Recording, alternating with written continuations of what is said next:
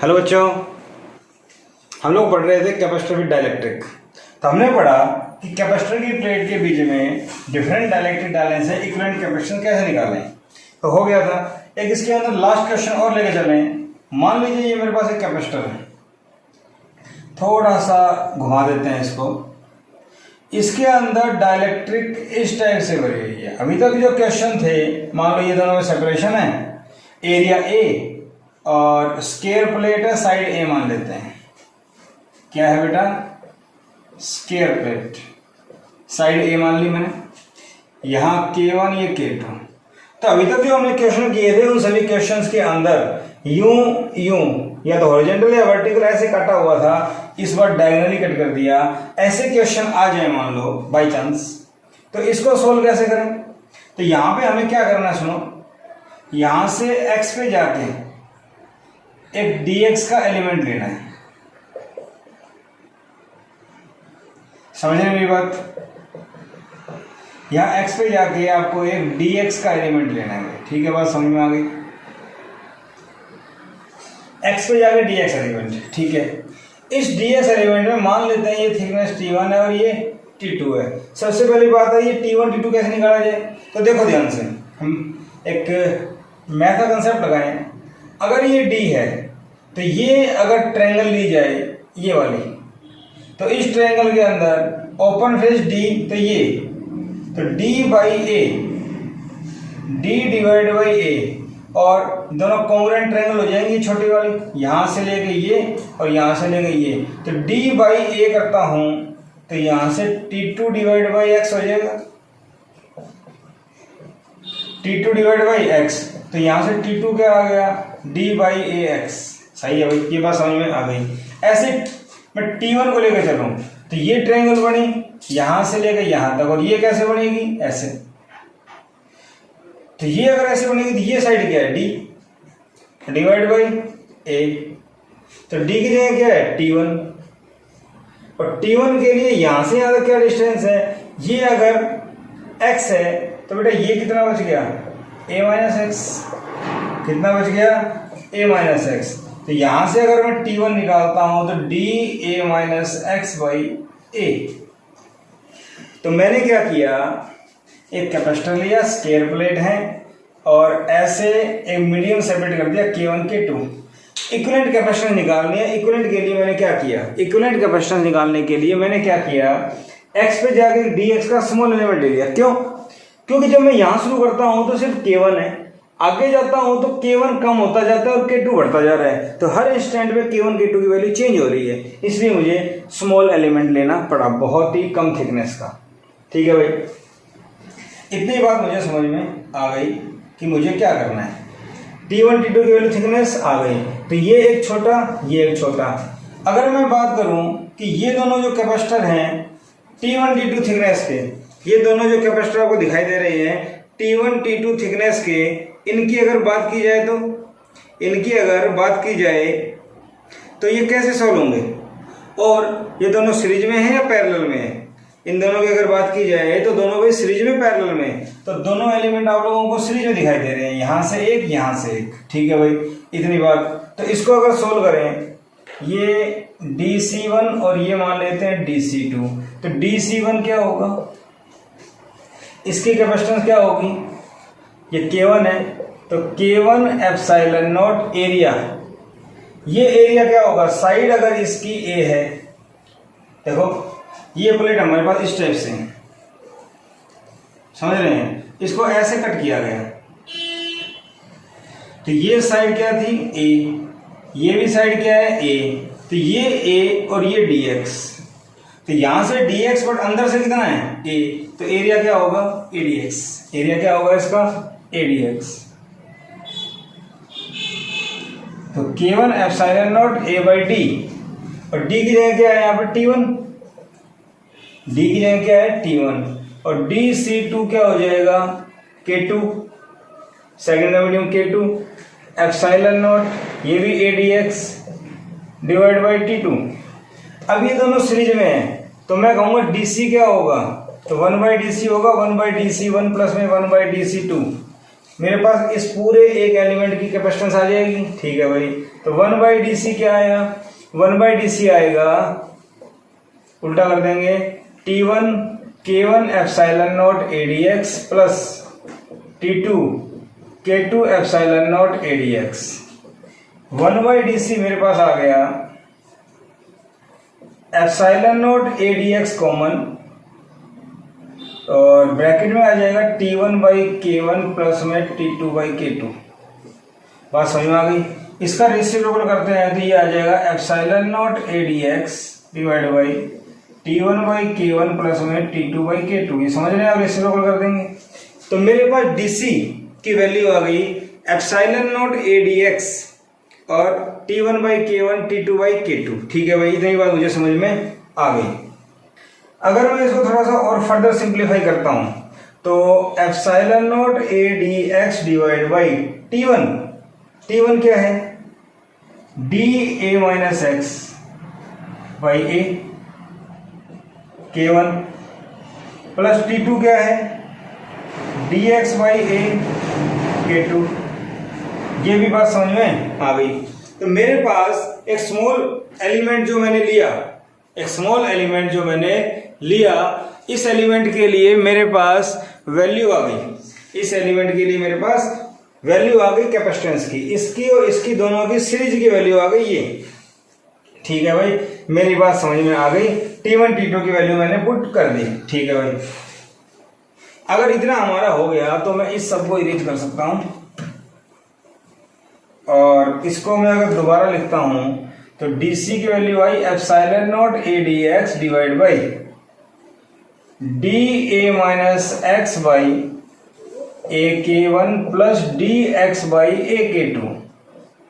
ये मेरे पास आ गया DC क्या आया, ये कैपेसिटेंस यहां से लेकर यहां तक।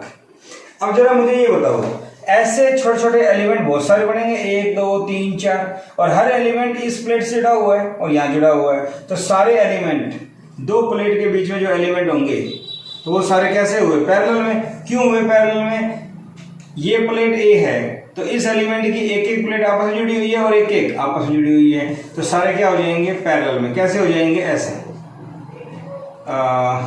इस टाइप से। ये सारे कैसे कनेक्ट होंगे, ऐसे, समझ रहे हो ना। ये पूरा एक ऐसे, दूसरा यहाँ, तीसरा यहाँ, एंड सो ऑन। तो सारे पैरेलल में, अब जितने भी आएंगे सारे पैरेलल में हैं, तो मेरे पास इक्विवेलेंट कैपेसिटेंस क्या आएगी। तो इक्विवेलेंट कैपेसिटेंस के लिए मुझे इंटीग्रेशन करना पड़ेगा, epsilon not ADX divide by DA minus x K1 plus में DX बाई AK2। ये बात समझ में आपको आ गई। यहां अगर देखा जाए तो इंटीग्रेशन में से क्या कॉमन आ जाएगा, एप्सिलॉन नॉट A DX एक स्मॉल एरिया एलिमेंट, सॉरी यहाँ लेंथ एलिमेंट है, और एप्सिलॉन नॉट कॉमन आ जाएगा। तो एप्सिलॉन नॉट A कॉमन लिया तो यहां से क्या कॉमन आया, यहां से कॉमन आया D बाई A, और ये आ गया DX divide by A minus X by K1 plus D common आ गया तो X अपॉन में K2। यहां से D बाई A कॉमन आ गया तो ये बच गया DX divide by A minus X K2 X बाई K2। इंटीग्रेशन की लिमिट क्या आएगी, 0 से A। 0 से A क्यों, क्योंकि ये प्लेट थी, इस प्लेट में ये एलिमेंट लिया था, x पे जाके dx, स्टार्टिंग यहां से, लेंथ क्या है a, तो 0 से a क्या हो जाएगी इसकी लिमिट। तो इसको हम अगर सिंप्लीफाई करते हैं, देखो इंटीग्रेशन आप लोगों को सोल्व करना आता है, इसको अगर मैं सिंप्लीफाई करता हूं तो मेरे पास वैल्यू आएगी, मेरे पास इसकी वैल्यू आएगी epsilon naught a square by d, I think K1 K2 divide by K1 minus K2 और ln K1 बाई K2। मेरे ख्याल से इसकी वैल्यू ये आनी चाहिए epsilon naught a square by d K1 K2 divide by K1 minus K2 log K1 by K2। Simplify आप कर सकते हैं।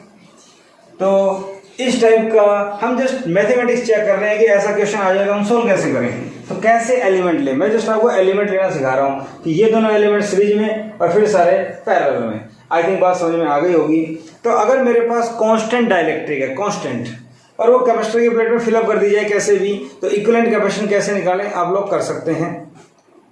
आगे जाके हम लोग पढ़ेंगे वेरिएबल डाइलेक्ट्रिक, लेकिन उससे पहले एक इंपॉर्टेंट डेरिवेशन है जो हमारे सीबीएसई बोर्ड में भी काम आता है और एनसीईआरटी का क्वेश्चन है, ज्यादातर पूछा भी जाता है, तो वो करेंगे पहले। Capacitance of A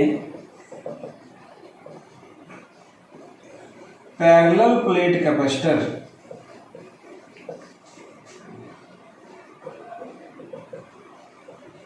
with a dielectric slab between plates. Capacitance of a parallel plate capacitor with a dielectric slab between the plates. अब आप कहेंगे इसमें नई बात क्या है, ये तो हमें पता है। एक्चुअली हम लोगों ने कैपेसिटर की प्लेट को कंप्लीटली डाइलेक्ट्रिक से भर दिया था, सिंपल के टाइम्स हो गया था। अभी हम कंप्लीट ना भर के बीच का जो स्पेस होता है, एम्प्टी स्पेस जो होता है, उसका कुछ हिस्सा डाइलेक्ट्रिक से भरेंगे और कुछ एम्प्टी रहेगा। उसमें कैसे क्या करेंगे वो देखो।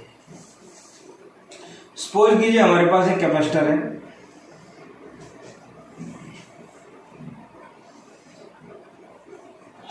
सपोज कीजिए हमारे पास ये एक कैपेसिटर है। कैपेसिटर में प्लेट सेपरेशन क्या है, डी, और हमने इसके अंदर एक डाइलेक्ट्रिक स्लैब इस टाइप से रख दी। पहली बात ये आती है कि इसकी थिकनेस टी, ओके, ये पूरा डी।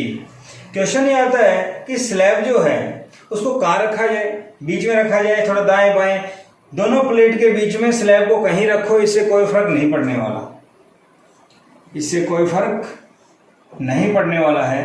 तो ये आपको पता है कि ये पॉजिटिव आता है, तो आपको पता है इंड्यूस चार्ज भी आता है यहाँ पे, और यहाँ नेगेटिव आता है, तो यहाँ पॉजिटिव चार्ज आता है। ये बातें आपको भली भांति पता है। तो यहाँ पे इलेक्ट्रिक फील्ड आएगा, ये भी आपको पता है।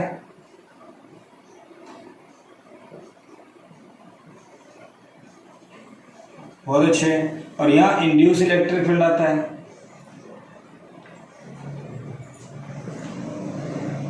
ठीक है भाई। एक्सटर्नल इलेक्ट्रिक फील्ड क्या मान लेते हैं, ई नॉट।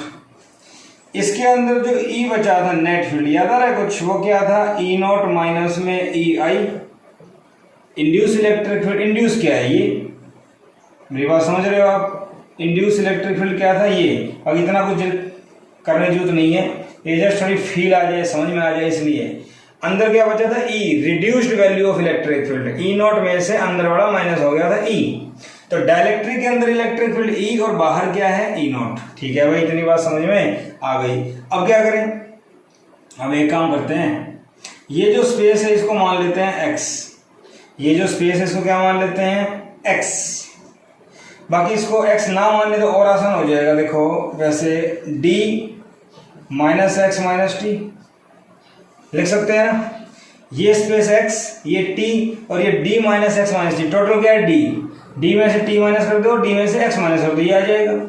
तो तीन पार्ट हो गए, एक पार्ट, दो पार्ट, तीन पार्ट। मेरी बात समझ पा रहे हैं आप, तीन पार्ट हो गए। अच्छा भाई, इतनी बात मुझे समझ में आ गई।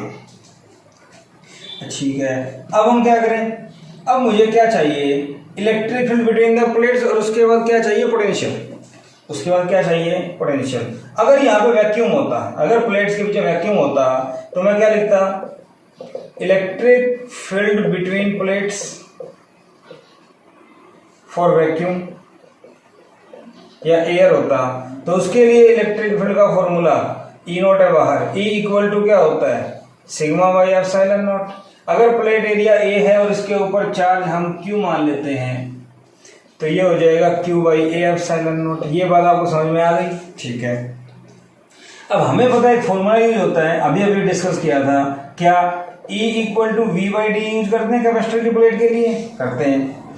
तो V क्या हो जाएगा, ई डी। तो V क्या है, पोटेंशियल डिफरेंस। अब एक बात बताओ, यहाँ पोटेंशियल VA और यहाँ पोटेंशियल VB, ये पोटेंशियल VA और ये पोटेंशियल VB, तो क्या ये पोटेंशियल डिवाइड होगा, यहाँ से यहाँ और यहाँ से यहाँ और यहाँ से यहाँ होगा। तो हम थोड़ा लेंथी ना करें, इसलिए हम डायरेक्ट करेंगे कि V equal to E D formula है तो V potential difference between plates हम सीधा लिखें तो क्या होगा, V इक्वल टू ED होता है, इस पार्ट का पोटेंशियल, इस पार्ट का पोटेंशियल, इस पार्ट का। अगर मैं इस पार्ट का पोटेंशियल बोलूं V1, इस पार्ट का V2 और इस पार्ट का V3, तो इस फॉर्मूले से आएगा। क्या मेरी बात समझ पा रहे हैं? ये पोटेंशियल V1, ये पोटेंशियल V2 और ये पोटेंशियल V3। तो V1 पोटेंशियल क्या होगा, यहां से यहां तक का V क्या होता है, ED।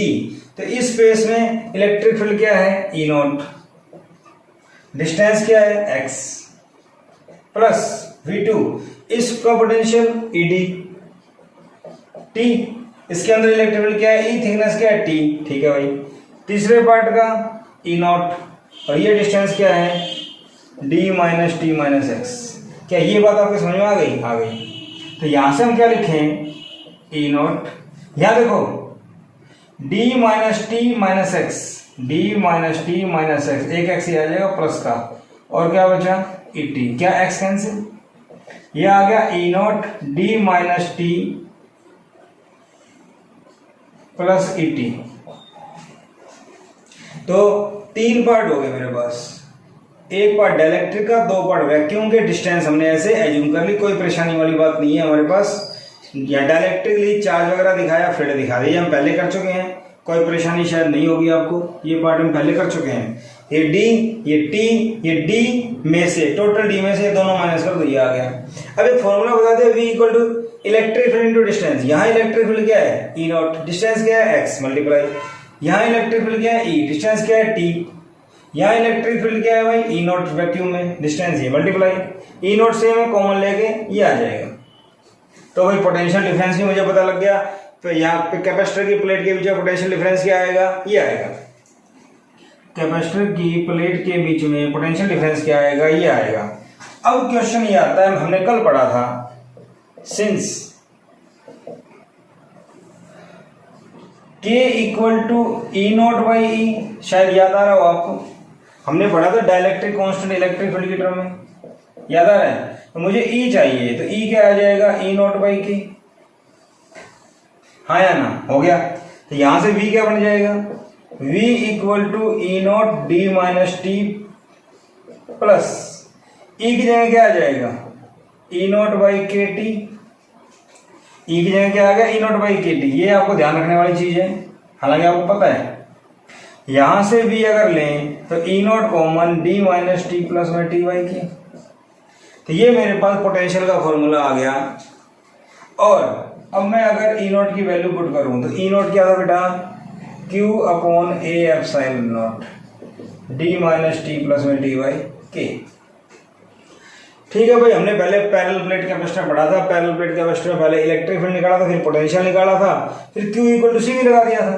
तो अगर मैं लगाऊं now C equal to Q by V, Q is the charge on the plate of capacitor, positive plate.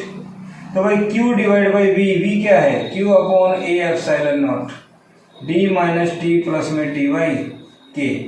तो यहां अगर मैं देखूं Q cancel, epsilon naught A divide by D minus T plus में T बाई K।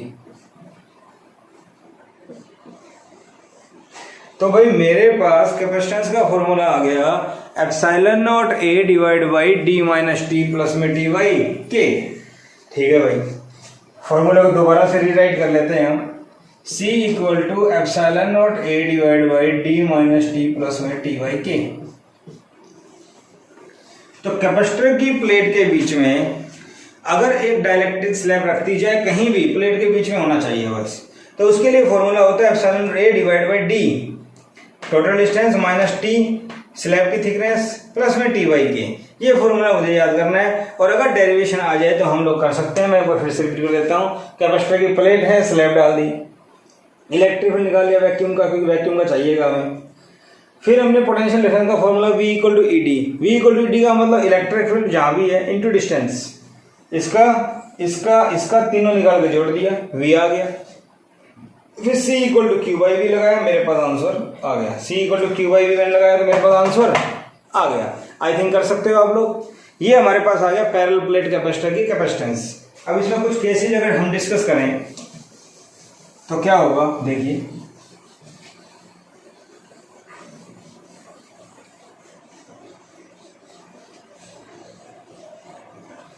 अगर हम इसके अंदर कुछ केसेस डिस्कस करते हैं तो हमारे पास क्या आएगा, देखिए फॉर्मूला था C equal to epsilon naught A divide by D minus T plus T by K।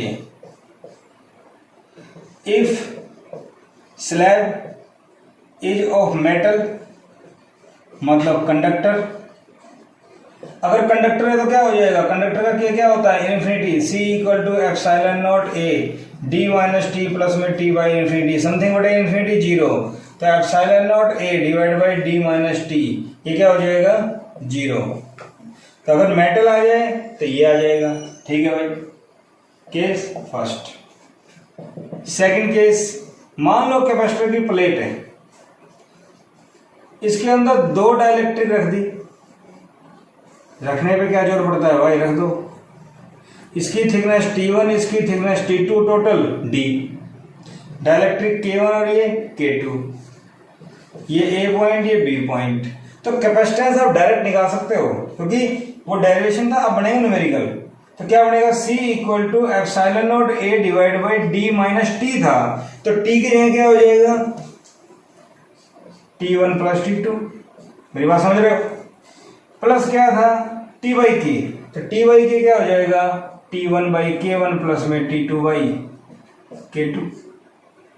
क्या मेरी बात समझ पा रहे हैं, D माइनस T एक स्लैब थी, दो स्लैब आ जाए तो T1 T2, फिर T by K T1 by K1 T2 by K2, ठीक है भाई, दो आ जाए। ये था केस 2। तो बेटा मुझे बताओ, अगर कैपेसिटर की प्लेट के बीच में 3 स्लैब डाल दूं,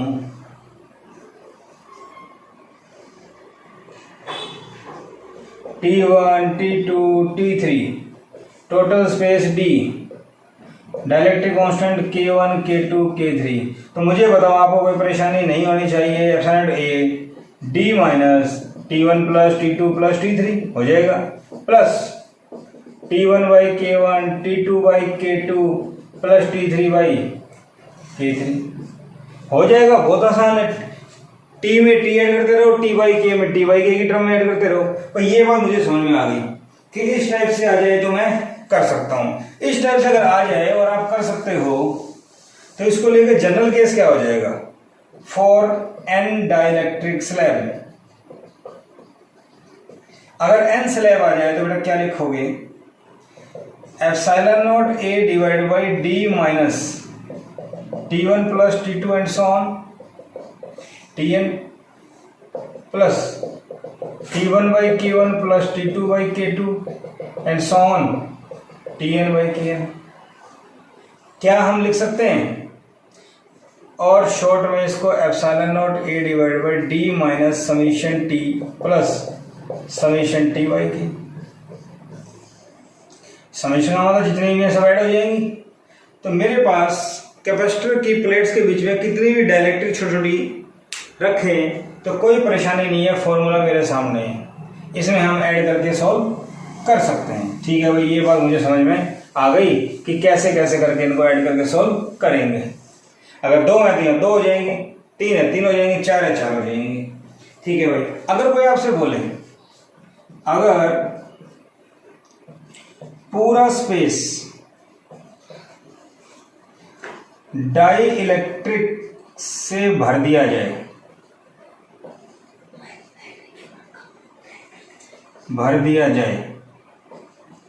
तब क्या होगा भाई, डिफरेंट डाइलेक्ट्रिक से, समझ रहे हो ना, पूरा स्लैब डिफरेंट डाइलेक्ट्रिक से भर दिया जाए, जैसे ऐसे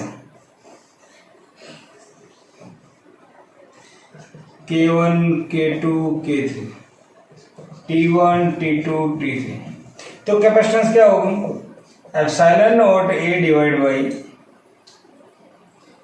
D minus T1 plus T2 plus T3 minus T1 by K1 T2 by K2 plus T3 by K3।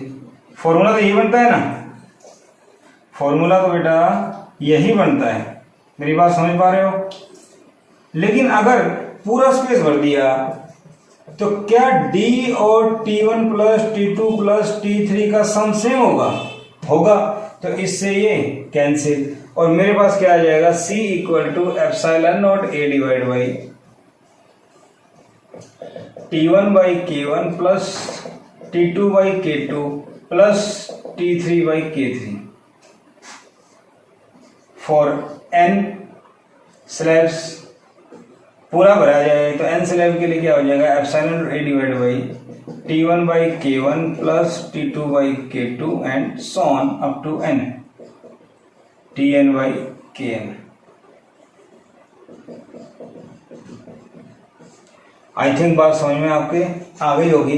तो मेरे पास अगर एक कैपेसिटर है, कैपेसिटर की प्लेट्स हैं और कैपेसिटर की प्लेट्स में डाइलेक्ट्रिक रख दी जाए, एक है तो फॉर्मूला होता है एप्सिलॉन नॉट a बटे में d minus T plus T by के, दो हैं तो ये दो आ जाएंगे T1 by K1 T2 by K2 and n है तो n आ जाएगा।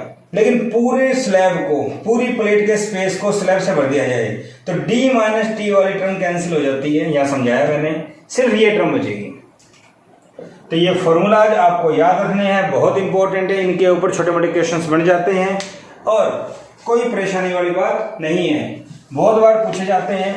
एग्जाम्पल के लिए मैं आपको एक छोटा सा बता सकता हूँ। जैसे मान लीजिए ये प्लेट दे दी, डी दे दिया 10 मीटर और ये यहाँ पे दो स्लैब रख दी, ये 2 मीटर की और ये भाई 3 मीटर की, इसका के 2 है, इसका के 4 है, एरिया दे रखा है 4 मीटर स्क्वायर और एप्सिलॉन आपको पता है, फाइंड कैपेसिटेंस। तो क्या करेंगे, ये 2 दिया हुआ है, पूरा स्पेस भी भरा हुआ नहीं है, तो एप्सिलॉन नॉट a बटे में d माइनस 2 स्लैब में T1 plus T2 plus T1 by K1 2 by 2 plus T2 3 by K2 4 d minus T plus T Y के सॉल्व कर लो, आप आंसर आ जाएगा। मेरी बात समझ पा रहे हैं, d कितना है 10, T1 प्लस T2 ये आ जाएगा, T1 by K1 T2 by K2 ये आ जाएगा, सॉल्व कर लो आपका आंसर आ जाएगा। a की वैल्यू कितनी है 4, एप्सिलॉन आपको बताइए 8.85 10⁻², सारा सॉल्व करेंगे आपका आंसर आ जाएगा। तो इस टाइप की प्रॉब्लम आ जाती है, फॉर्मूला आपके सामने है, सॉल्व कीजिएगा। तो इस टाइप से रख दिया जाए तो हम लोग कर लेंगे। अगले लेक्चर में हम लोग करेंगे अगर कैपेसिटर की प्लेट के बीच में वेरिएबल डाइलेक्ट्रिक रखी जाए तो क्या होगा। तब तक प्रैक्टिस कीजिए।